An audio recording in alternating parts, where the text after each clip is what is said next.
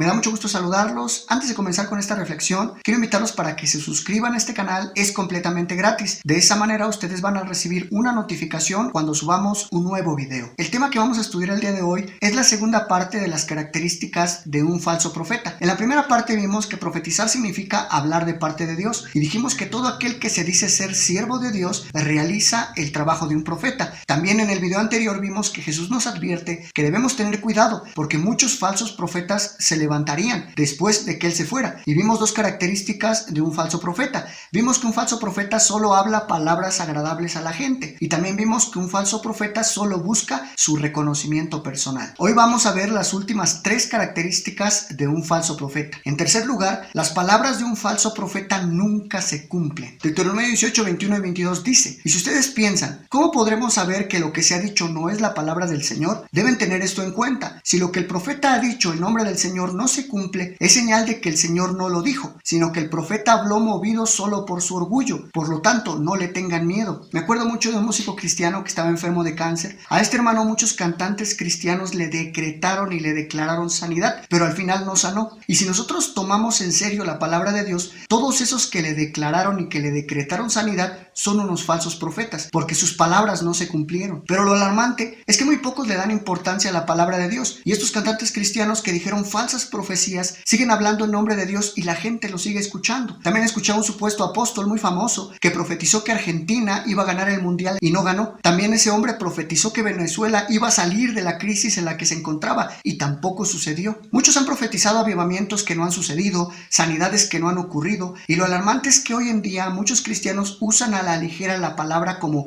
así dice el Señor, Dios te dice, y supuestamente están profetizando en el nombre de Dios, pero muchas de las cosas que dicen no se cumplen. Y si somos estrictos en la interpretación de la palabra de Dios, todos ellos son falsos profetas. En cuarto lugar, un falso profeta no se sujeta a las escrituras. Isaías 8:20 dice: busquen las instrucciones y las enseñanzas de Dios. Quienes contradicen su palabra están en completa oscuridad. Sabemos que nuestra norma de fe y conducta es la Biblia, y las escrituras son suficientes para nuestro desarrollo y crecimiento espiritual.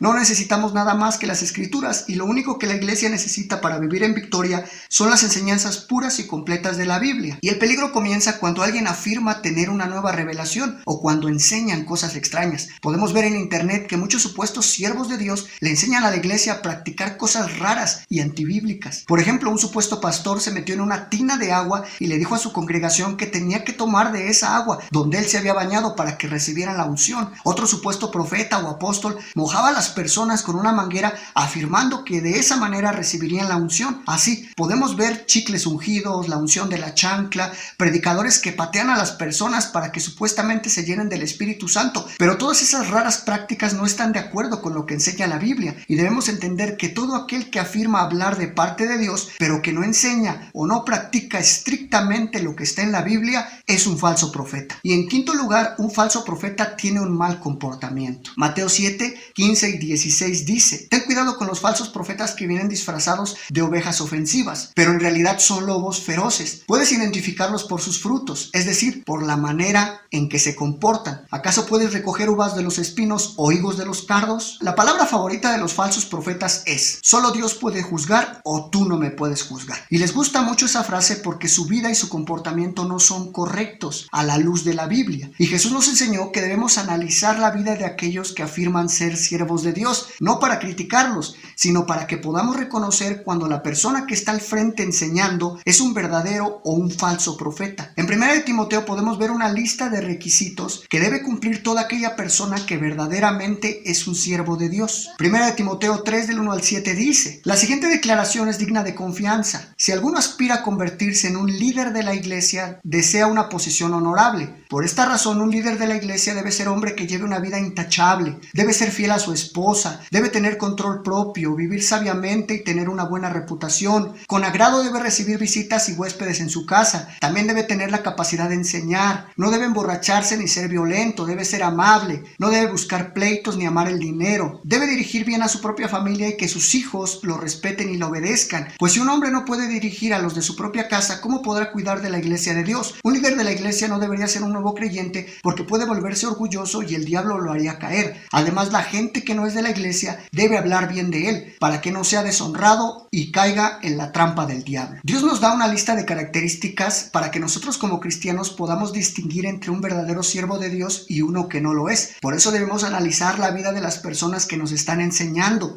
para saber si en verdad son de Dios o no. Lo triste es que muchas personas no le dan tanta importancia a la vida personal de los predicadores. Algunos llegan a ser personas descuidadas con un mal testimonio o con hijos desobedientes, o aún hay quienes están mal en su matrimonio y aún así siguen predicando el evangelio. Hoy día vemos a muchísimos que se dicen ser siervos de Dios, pero ser un siervo de Dios no es cualquier cosa. Por eso aquel que dice ser un siervo de Dios debe cumplir con estas 16 características, y si no las cumple es un falso profeta. Dios no lo ha llamado y debes huir de esas personas porque no son verdaderos siervos de Dios. Espero que esta reflexión haya sido de bendición para su vida. Lo invito para que se suscriba a este canal, es completamente gratis, para que usted reciba notificaciones de los nuevos videos que estamos subiendo. Los invito para que pongan algún comentario, para que le pongan me gusta, y nos vemos en el próximo video. Que el Señor los bendiga.